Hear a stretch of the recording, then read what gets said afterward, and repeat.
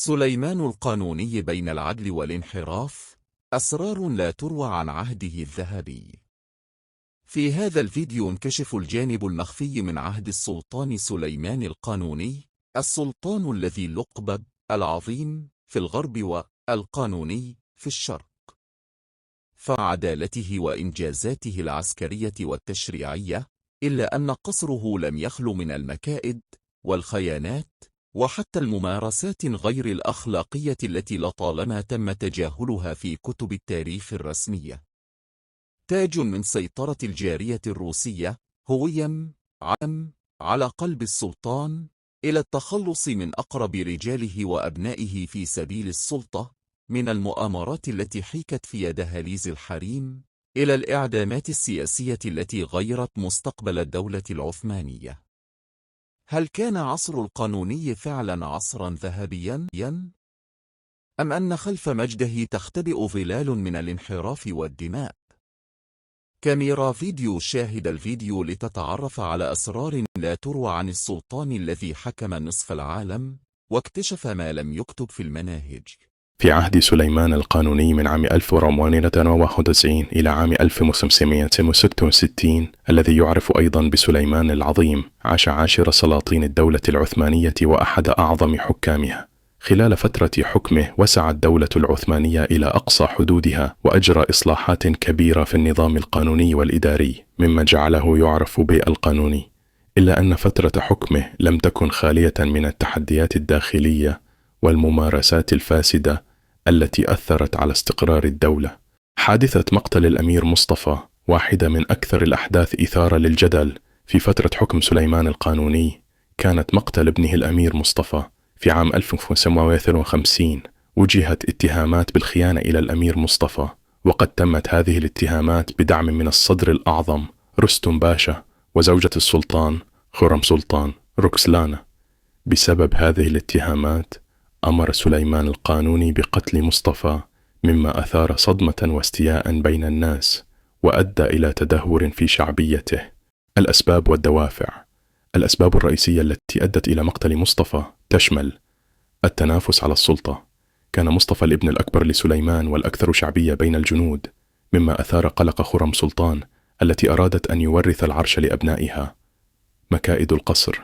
ساهمت مكائد القصر ودسائس بعض الوزراء والنساء في تصاعد التوترات والشكوك حول ولاء مصطفى. السياسة والخوف من الانقلاب. خاف سليمان من أن يقود مصطفى انقلابا ضده، خاصة مع تزايد قوته وشعبيته. التداعيات. أدى مقتل مصطفى إلى عدة نتائج هامة. تدهور العلاقات الداخلية. تفاقمت النزاعات داخل البلاط العثماني، وزادت حالة عدم الثقة بين أعضاء الأسرة الحاكمة. التأثير على الشعب. أثارت هذه الحادثة غضب واستياء الناس والجيش، مما أدى إلى تدهور في شعبية السلطان. تاريخية الحادثة.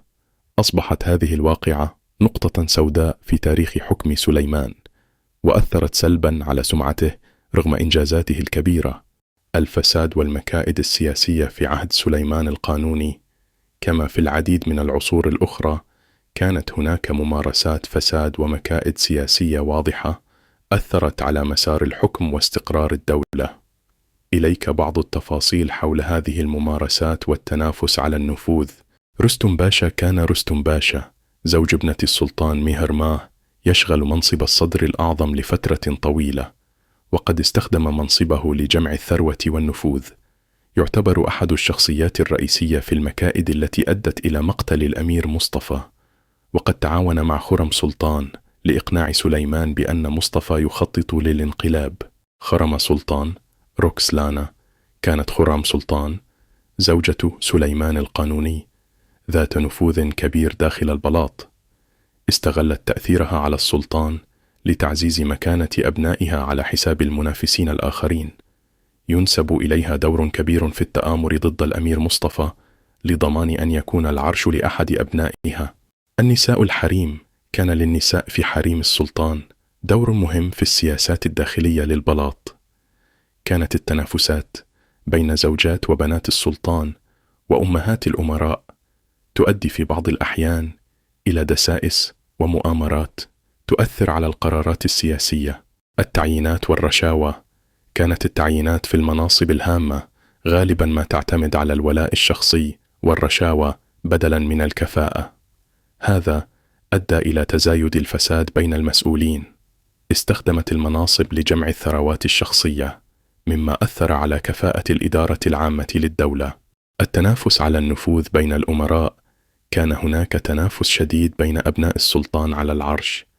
هذا التنافس أدى إلى صراعات داخلية ومؤامرات لتصفية الحسابات. بعد مقتل الأمير مصطفى، ظهرت صراعات بين أبناء خرم سلطان حول من سيخلف والده. الصراع بين الوزراء.